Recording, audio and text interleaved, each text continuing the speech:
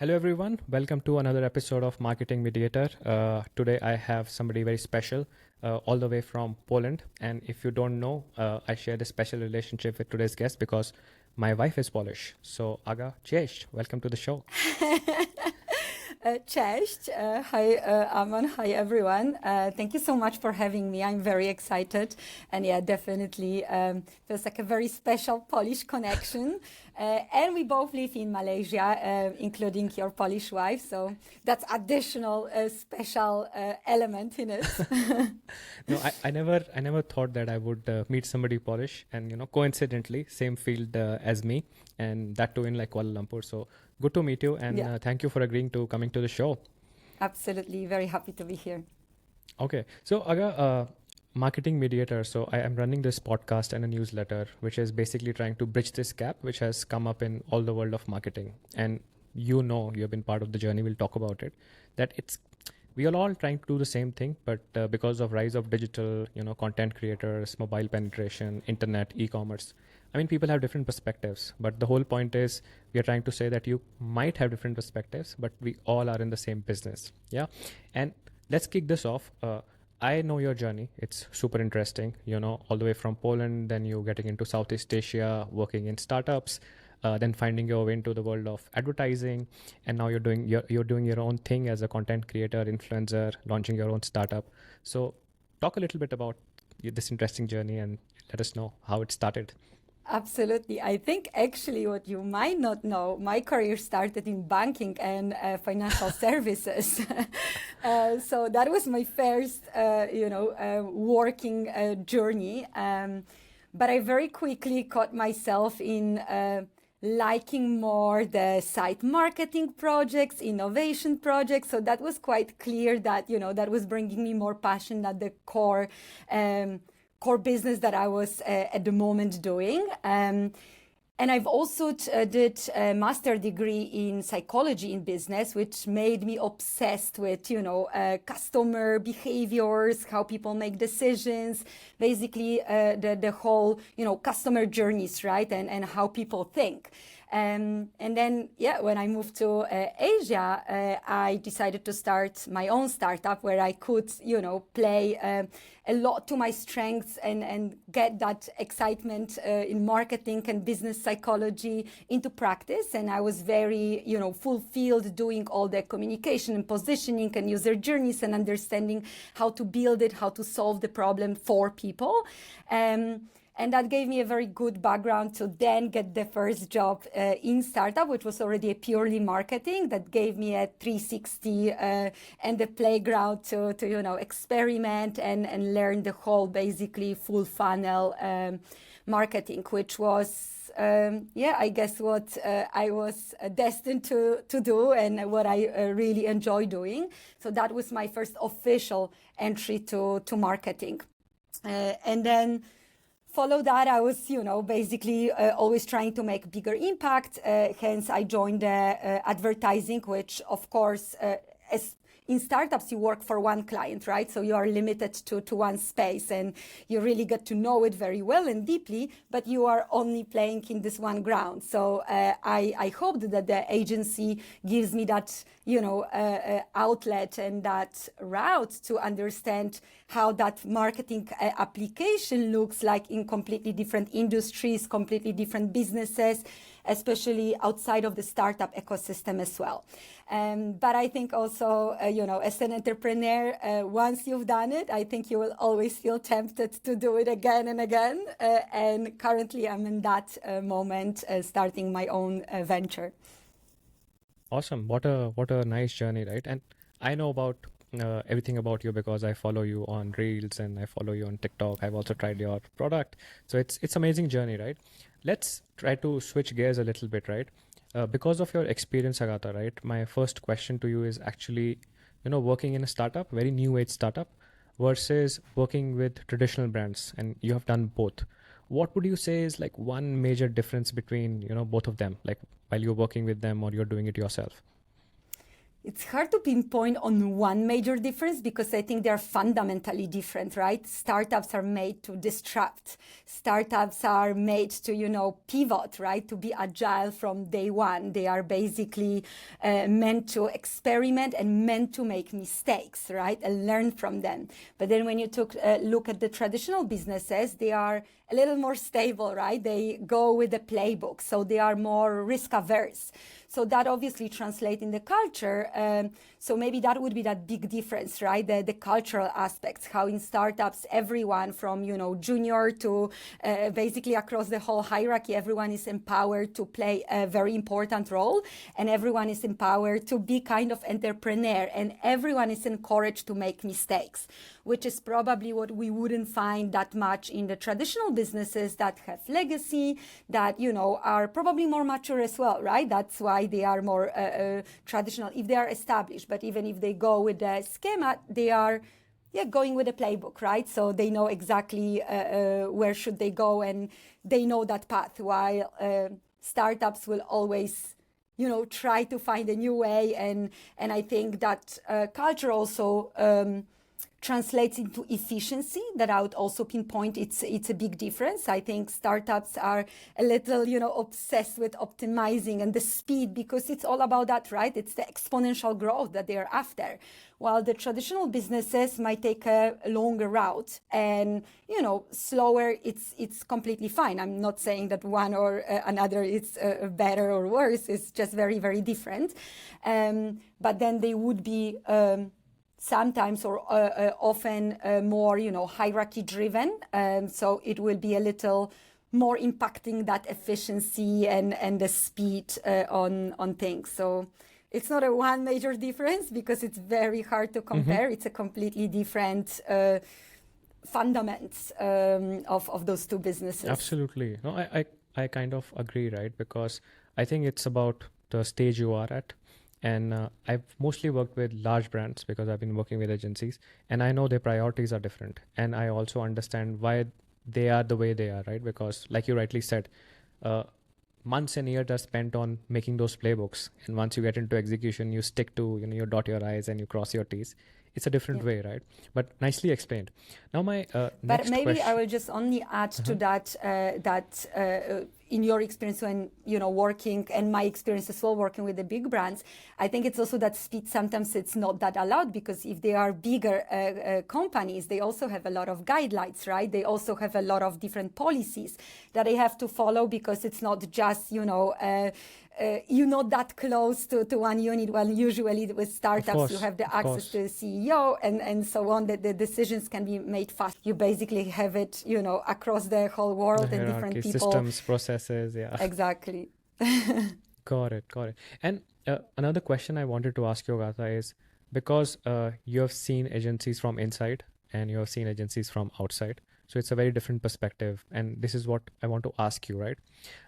From many years, we have been talking about customer experience and commerce, especially O2O. Like I don't just mean e-commerce, but O2O, omni-channel and all that stuff.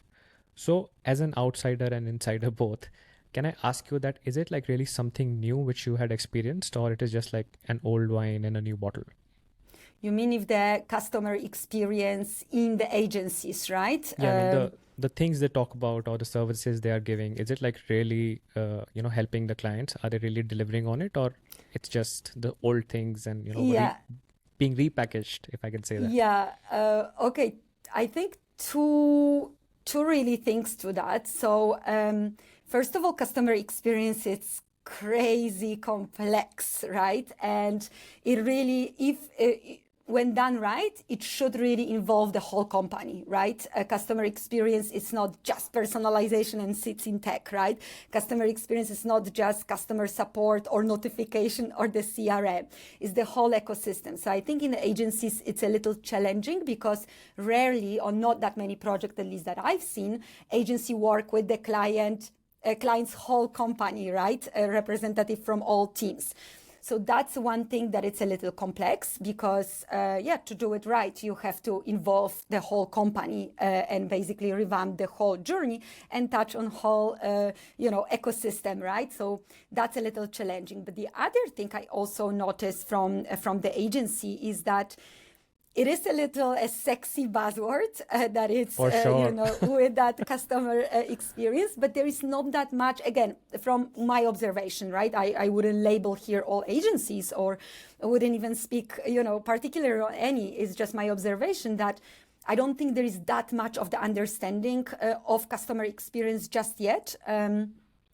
So it's a lot of, like those disjointed, facts. Someone might be thinking that this is about doing something, cool and sexy like metaverse. Okay, that's a little dated example, but you know what I mean? Some sort of one innovation, right? Or someone would think of another tiny element to it. But I think they don't have that understanding, and maybe that's also from the client perspective or like collective approach to customer experience, that it's not a thing that can happen overnight. Yeah. It's not a performance tweak that you're gonna do, or one campaign. Exactly. This is literally a commitment. It's kind of like in a lot of cases of brands, especially traditional brands that we deal with from the agencies, it's a transformation. It's, and that I feel it's not fully understood, because I think a lot of agencies have the work with the client. They expect quick results, right?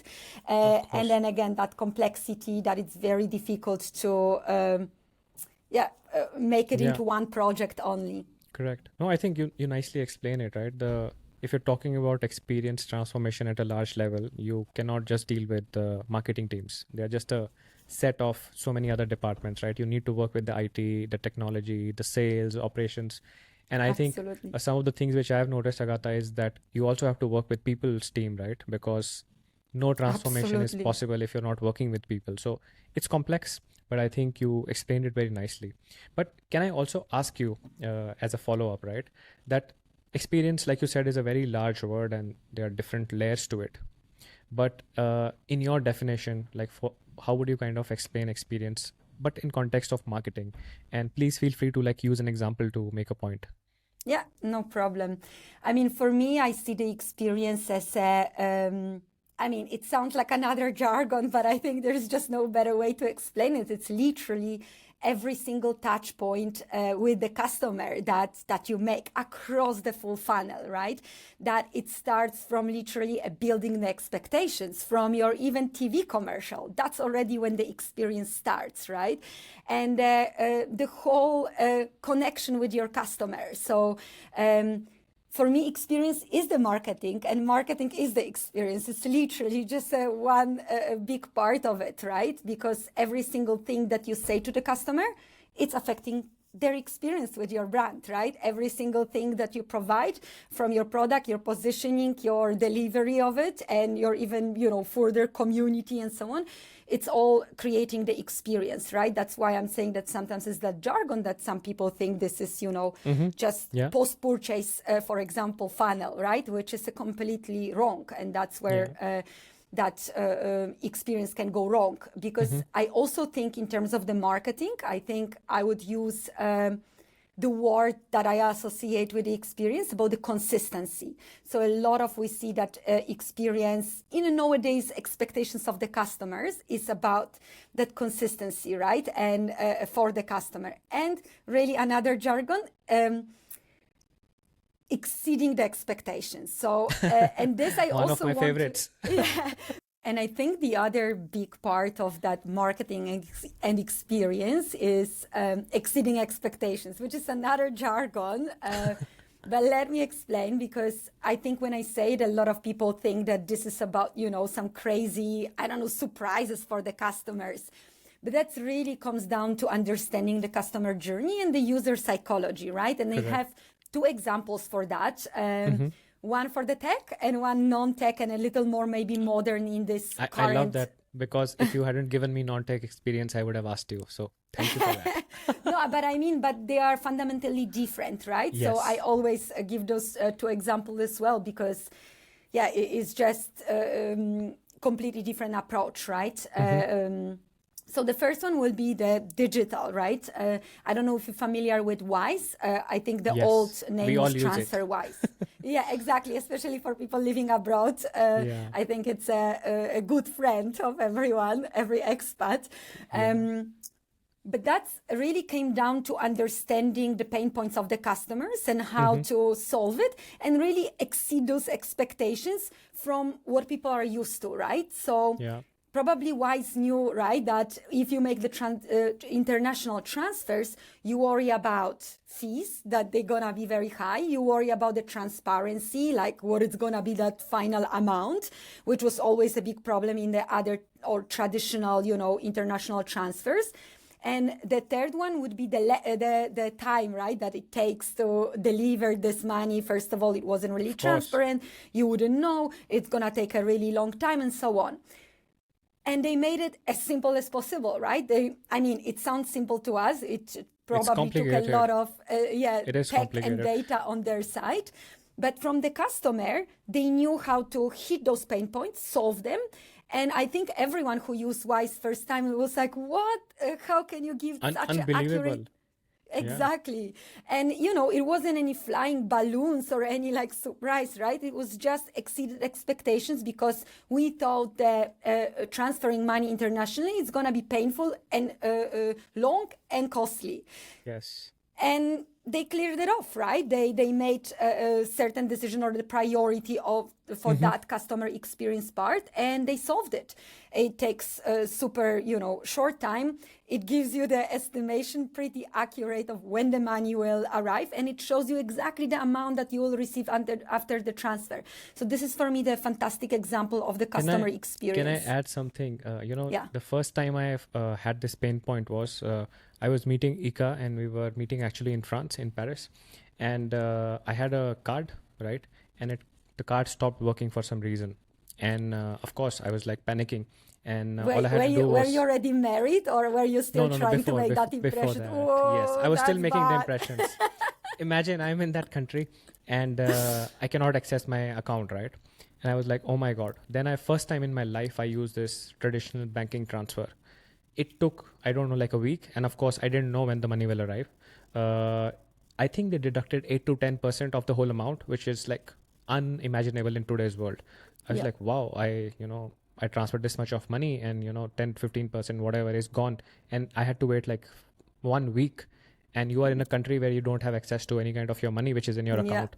So I think that's a brilliant example, and I also completely agree, as working in CX field, that it's very very easy to say and it is so difficult in the back end to do. So love that example. Absolutely, absolutely. But I think it's also about the priorities, right? And obviously, for the digital natives and those tech companies, obviously it's a little easier said than done as well, right? But I think I've seen a lot of startups or tech Hmm. platforms that they just focus on too many things, right? Things, Instead of yeah. really narrow down, because I think the experience for the customers, it's really the simplicity in Of a lot course. of cases, right? And they don't have such a complex expectations, right? It's solve my problem. That's it, Just right? want my money to be transferred as soon as Exactly, possible. exactly. So I think they just nail it to deliver that in Hmm. the as simple way as possible, and exceeded everyone's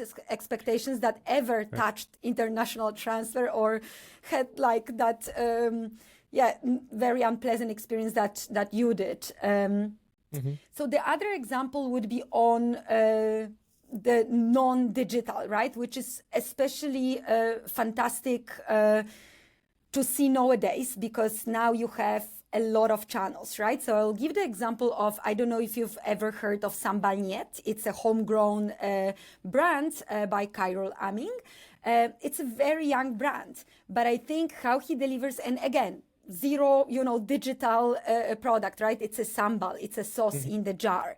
Yeah. But how he approached the community building and the communication and the transparency, that's for me the experience. How Hmm. he basically interacts with his customers. So first his journey was he was building the content, and he Hmm. was, adding value with his recipes and with his talent for cooking, right? Then he launched his product, and then it seems like he's staying very committed to, making sure it's the best experience possible. He is taking every single feedback from customers, addresses it live.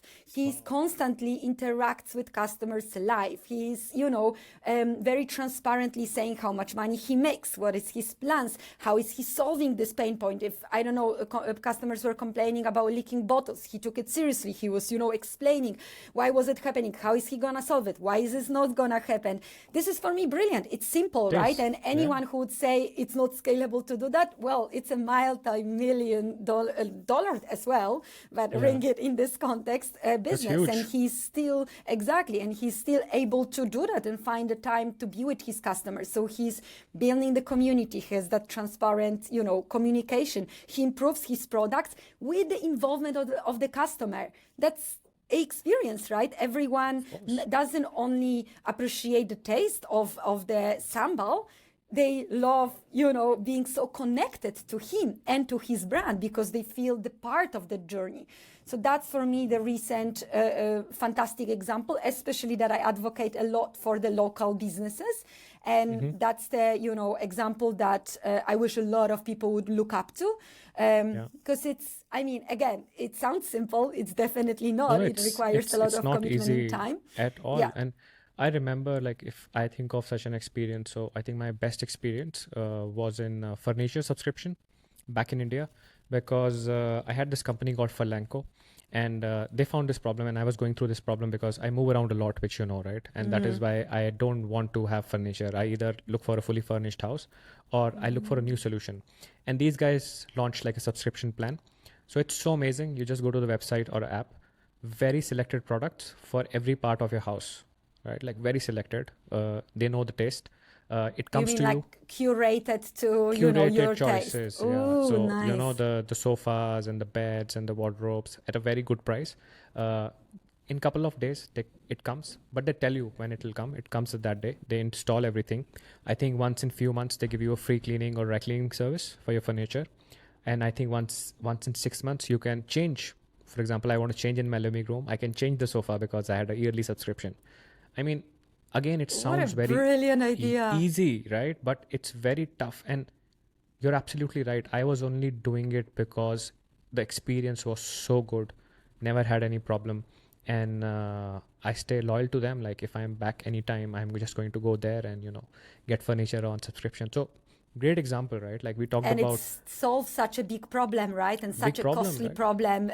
Yes. That it's a problem that it's not easy to solve, right? Because I'm currently at the moving apartment stage as well, and that's exactly, I wouldn't mind to check it out, but that's just in India, right?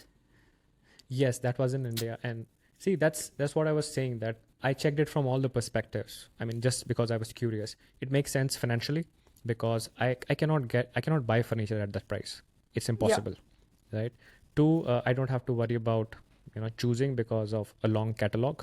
Right. And I don't worry about moving places, and they give me an option to get it cleaned for free, or, so I really loved it. Very good for people like you and me who keep changing places all the time. Yeah. Okay. Yeah. So, it might not be a massive market, but probably once you're in it, it's very sustainable. So cool. Yeah. So my next question is, we spoke a lot about CX and advertising, but at what point or how did you decide to, change gears and get into this whole field of, content creators? I know even when you were in an agency, you must be working with a lot of influencers, but what triggered that, and, how did you make that decision, and how is it going? Would you mind telling us a little bit about that? Yeah, of course. I think I made that point at the beginning that once you're an entrepreneur, you will always, crave it. So I think as much as startups kind of fulfill you in that, because they do give you that platform to kind of feel like an entrepreneur, right? They give you a baby to develop, right? Your project. As much as the more traditional businesses, it's a little different. So I think that crave, kind of accelerated for me recently to do it again. And content creation, there are two parts to it. First of all, in advertising, I was a crazy advocate for that whole, content creator economy and content creation, and TikTok specifically. I was very excited. I was, basically an advocate for it, but I was never created it myself. So I was like, okay, maybe I should also try and see how does it really, work and put my hands on it. But seriously, I just believe that this is a massive phase in the marketing that is probably the best way now to communicate with the customers and still get their attention, which we know it got super difficult and super, evolved in and put the brands not into easy spot. And I love because it's, very transparent. It's very creative. But it's also a fantastic way to build the communities and to really engage with people like no other really ways currently. So for me, it was, pretty logical that, if I step on that journey, first of all, I want to, feel how it is to do that, what I was pitching and praising. But also because I believe this is a new scene of marketing that if you're a marketer, if you are excited about it, I think it's just a critical part to be a part of that movement. And it's such an exciting journey. And it is the right time and it is the right place to be Southeast Asia, right? What better Absolutely. place? And my next question is that, this is like you have a lens on TikTok, for example, from agency and traditional brands, the way they are using it perspective. You also have a different perspective. Like, if you're starting out, TikTok is your best bet, right? And it kind of crunches the whole notion of consumer journey in a way, right? Like, awareness and then consideration, Yep. blah, blah, blah, right? Shopper marketing. But in TikTok, everything is happening on the go, right? There's a live stream, there's TikTok shop, TikTok commerce, and you saw what is happening in Indonesia. I mean, TikTok had become like number 3 already in terms of GMB, and now the government Yeah. is coming out with regulations. Yeah. I think inherently all the content creators, they understand. There's no two ways about it. But what would be a suggestion to large brands who are trying to use TikTok? That how do they kind of use it? Like a tip or like a direction would be really helpful. Well, I think overall, from my observation and discussing it with a lot of brands, I don't think the brands understand TikTok, I agree. especially the big brands. Yeah. So I think the first step is to really prioritize diving deep into it and Uh-huh. really understand what it is. Because I Mm-hmm. think there are a lot of still stereotypes floating that, first of all, they might not be interested because they still think it's the wrong demographic, which is very not true anymore, right? The adaptation of TikTok is crazy, going up, and you will find people across all generation using it. They also think, and I think that's the big one, that's the big mistake that I see brands using TikTok, is they think it's another social media. So they Oh, yeah. basically, what they do for Instagram, they will do it for TikTok. Likes, And comments, shares only. yeah, exactly. Or just put the advertising there, right? Yeah. Like the with the jingle and the logo and all of that. So I think they're missing massively on the opportunity to connect with the customers, and maybe they just don't know how to do it. So I think the Yeah. big part would be that first step for the brands to become a little more proactive, to understand. Just put your bright young people, because I think they are native to it.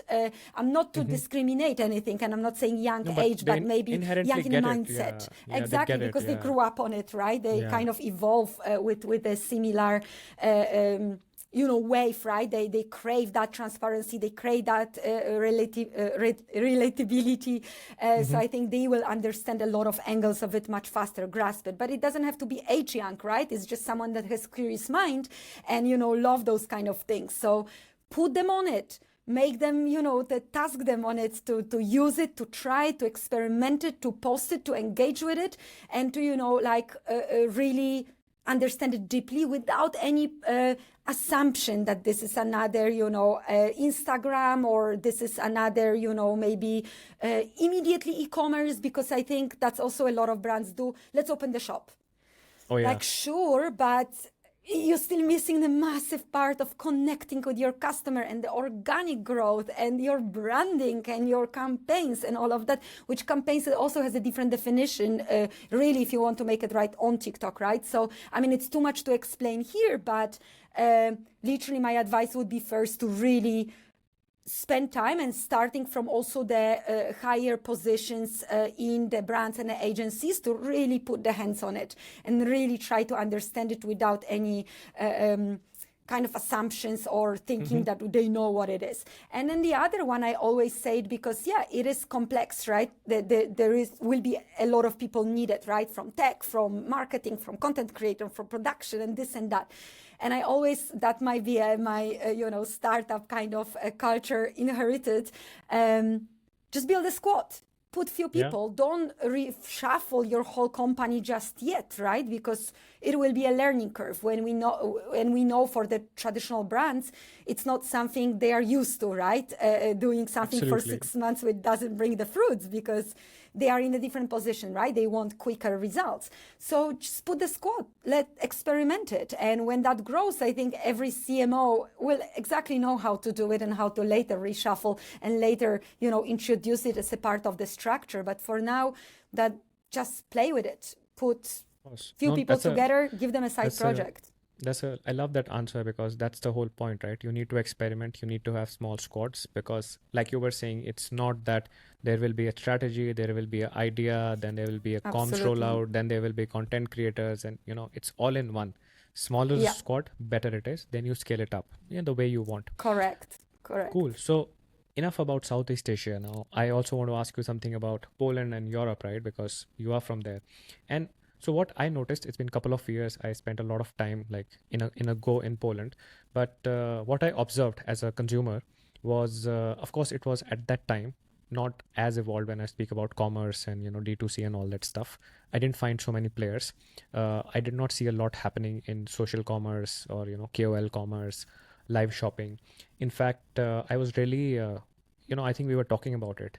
The first thing which we feel when we go back from India or Southeast Asia to Poland is that we realize, the deliveries don't come that fast. The deliveries sometimes do not come to your home. You have to go to that post box. Post box, We used to go which to is a fantastic unicorn for Poland as well, but completely different mindset. But still, sitting at home versus even taking out your car and going to the nearest Biedronka to, take that out.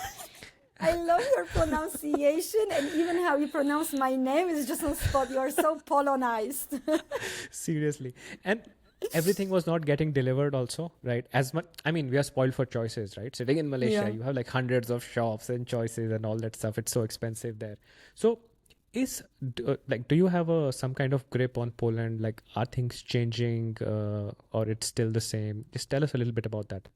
Yeah. I think it is changing, but slowly, because there are few major aspects, right? That exactly, as you mentioned that digital adaptation, right? And I think Southeast Asia overall, it's accelerated very fast, right? Basically a leapfrog as well to adapt all the digital channels across all generations, because I think in Poland it's happening, but only more for younger generation. And it's my observation, right? I don't live in Poland for many years, but when I come back, obviously, I think as all marketers, we have that kind of a nature of comparing and understanding and digging in. So I think I'm just speaking out of my observations, not so much the stats or dry facts. But I think that digital adaptation is completely different. The other thing, it's I think Southeast Asian have that a little more the mindset that they are willing to try. While I feel in Poland specifically, it's a little more skeptical to the new platforms. It's a little more less trust base, I feel. Like a lot of my friends wouldn't buy from the new platform, not willing to provide the data and so on. I think here we are more trusting the process, right? And I think we all, and I'm sure Ika is the same, already living here, right? First one to try a new brand, new platform. Exactly. So I think we quickly adapt to it as well, because it works here, right? So that's another thing. We are just less skeptical here, I think. The other thing, it's also the whole cycle, right? Because of that digitalization, Poland is still, I would say, from TikTok lenses, right? And that whole shoppertainment, live commerce, and so on. Few years behind Southeast Asia. And I was digging into it specifically as well. So they still look at the influencers. They don't really look at the content creators so much. I think there's still that phase of, it's still the influencers need to have, good makeup and all the, filter it's not as, it's starting. I'm not saying it's black and white, right? But it's not to that extent as it is in Asia. Same with like live commerce, right? But that's a very interesting case because live commerce, it's not gonna happen until you prepare the users with psychological involvement, right? And we've seen that in China. So in China, live commerce, where it started, right? It didn't started from someone holding a t-shirt and selling it. It started from live entertainment, made people loving watching, what is happening live. And that, build some trust, build the interest, build the habit of people even caring about what's happening live. And then when that happened, then started using that platform for selling. Live channel, live selling became a proper... that cycle. Exactly. So in Poland, if it's just not gonna happen if you just start and open the shop to start selling it, right? But I think it's also a big question of that. Was it hearable? Like my WhatsApp? Yeah. But I think it's still that. I think less willing to try a lot of new things, and it's an also interesting example in Poland about Shopee, who just exited a few months ago a Polish market, right? But no, I was about to talk about that, right? Like, of course, the main thing is Allegro. That's where I used to shop from. Yeah. And then I read recently that grown brand. Yeah. And then I saw shopping entering, setting up like a big office, Amazon, and then now Shopee had exited. Yeah, so maybe it's a tough market to crack. And like you said, the culture is different. The population sizes are really, really different. Yeah. The generation which is young versus slightly old is also different. So many factors. Correct. And I think that phase, because I was surprised a few years ago, TikTok in Poland was, I can't remember if the fastest or one of the fastest growing in Europe. So, it shows there is a movement happening there, but I think is still gonna take some time. I think in Southeast Asia, things are happening more in accelerated mode. Well, I think because of that a little more conservative approach to the new things of Polish people, and I don't mean to generalize, but it's just to say, market trend, it's just gonna take more time. But I do believe it's gonna get there because you see that movement. You see, people hopping online and shopping online. Is just they approach it carefully. I know. We'll talk about that separately because that's a completely different discussion about the behavior and cultural thing. Absolutely. But let's get into the interesting part, Aga. Like, I want to ask you a fun question and then I will ask you some rapid fire questions. Okay. But the fun question is that if you really had if I gave you, a VC gave you a couple of $1 million today, what would be the business which you would start if you were to pick one thing? Right. Is it a hypothetical situation or are we discussing something? Maybe somebody watches the podcast and comes to you. I mean, the light. Yeah, absolutely. And I wish you that your podcast will be, bringing that money that you can open your fund and support entrepreneurs. Fingers crossed, and I believe in you. So honestly, I would definitely stay in the field that I'm currently in, which is a healthy, health business. And I probably would still focus on the healthy drinks, which is my current business. I'll probably accelerate it and expand it further. But I do believe the health, it's where I'm passionate about, but I also believe that this is a very important space to be and to make an impact if you can. So that money would definitely, help to speed it up and to make it, broader. Because I think we've been fed a lot of misinformation about the nutrition. A lot of, our habits changed and are not necessarily the healthiest. We went to a lot of, shortcuts and conveniences that affect our body and our health. So I would definitely go into that direction and stick to my healthy juices and probably expand it into perhaps longevity. I love it. I would back you on that because this is a growing space. I was also looking at numbers, and also I see your content, and I think this trend is rising all over the world. that you go to a supermarket, you buy something, pay a lot of price for it, but you don't even know what is inside it. Or you Absolutely. assume that it is good for you, but it is not good for you. And we have so many things right around us, right? Look at Malaysia, go to Bali, right? And there's so many things, and they're all rooted in nature, right? Very simple Yeah, things, but very good exactly. for your body. So I know where you will spend your money. Okay, time for rapid fire round, Aga. Yeah. So Let's do it. just go for it, right? Any answer which comes to your mind. So first Okay. question: is there a favorite book you have for marketing, branding? Something in that space. It must be the old good friend book from Robert Cialdini about the Mm-hmm. influence. I think Uh-huh. it's just the marketing might change, evolve, but the principle, Masterpiece. yeah, masterpiece. And I still getting back to it. I use it in startups, in companies. It just stays true forever, and I think it's a good marketing book. Mm-hmm. And my second one is, what's your favorite brand? Like right now. You don't have to tell me a list, like something which is like recent favorite brand, maybe. It must be TikTok. Oh, I should have asked that question. Very obvious. TikTok is a great brand. Okay.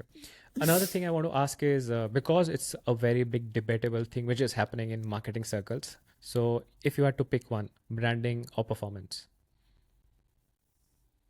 I think I would stand, I mean, I would gladly say branding that leads to performance. But if I really have to choose one, probably branding because it's more sustainable Yeah. and it's a long term and it's just more right approach than Yeah. just tweaking and quickly getting obsessed with, tiny things that are not necessarily cohesive. I'm not saying that every performance is like that, but if I Of had to course. Like choose, I know they go hand in hand, but just making it fun, right? To yeah. choose one. Okay, last one. Reels or TikTok? I mean, come on, TikTok. Reels is just a copycat. Like it's nowhere even near the algo the TikTok has, the stickiness Yeah, the, TikTok the, has. the algorithm understanding of the customers and the speed of innovation, the TikTok, kudos to the platform. Awesome. I think we are almost nearing our time. It was a great conversation. And like I Absolutely. said, I love this conversation because it was different from the last guests I've had on the show or recorded with them.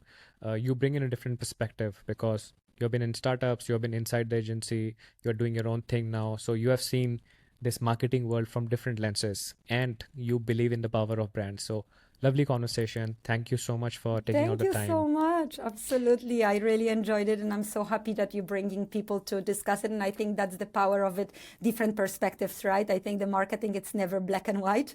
So I think it's all about understanding different perspective and whatever we can spark and, get some inspiration or self thoughts. That's already a big success. And thank you so much. Love the conversation as well. Thank you. Before we sign off, guys, just a reminder, if you like the show, subscribe the podcast or on YouTube and please share it with somebody who might really enjoy this conversation.